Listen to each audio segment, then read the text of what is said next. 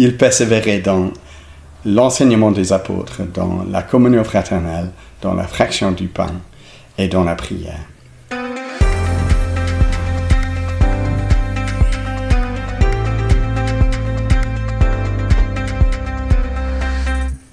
Nous nous trouvons pour cette 4e méditation dans les derniers versets de Actes chapitre 2, à partir du verset 42.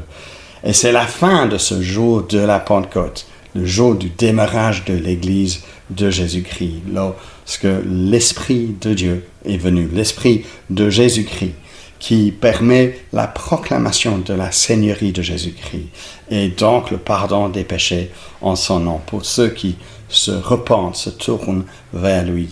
Tout ça nous avons vu, mais Luc termine ce récit de la Pentecôte avec un petit portrait des premiers chrétiens, des chrétiens qui, eux, sont remplis de l'Esprit de Jésus lui-même, parce que celui qui est monté au ciel à l'ascension, c'est celui qui continue, de par son Esprit, à œuvrer au sein de son Église.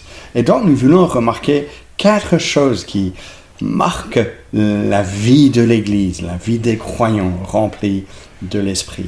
Première chose, ils sont attachés à l'enseignement des apôtres. Donc ce dépôt de la foi chrétienne au sujet de Jésus se trouve pour nous dans les pages du Nouveau Testament.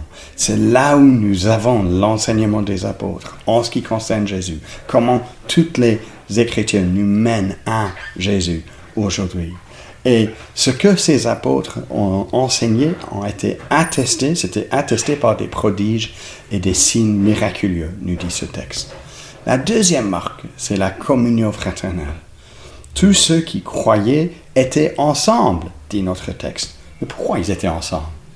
Parce que si Dieu m'a gracié, m'offre moi le pardon des péchés, il offre également à mon frère ou à ma sœur ce même pardon des péchés.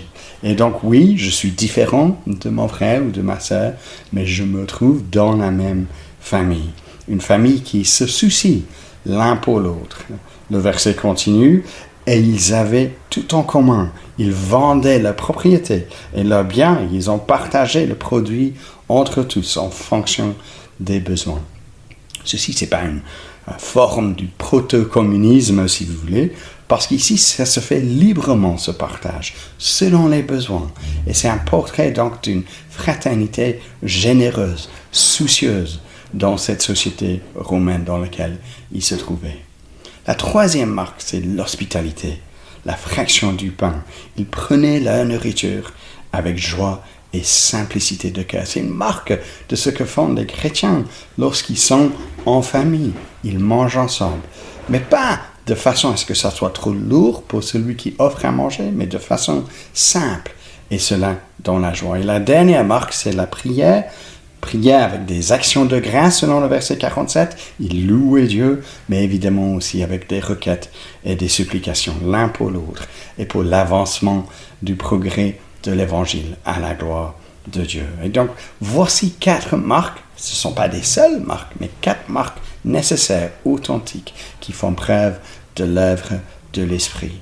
Et lorsque cela arrive, quel est le résultat de cela?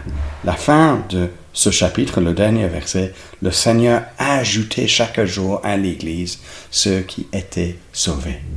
Prions pour la même œuvre du Seigneur encore dans son Église aujourd'hui.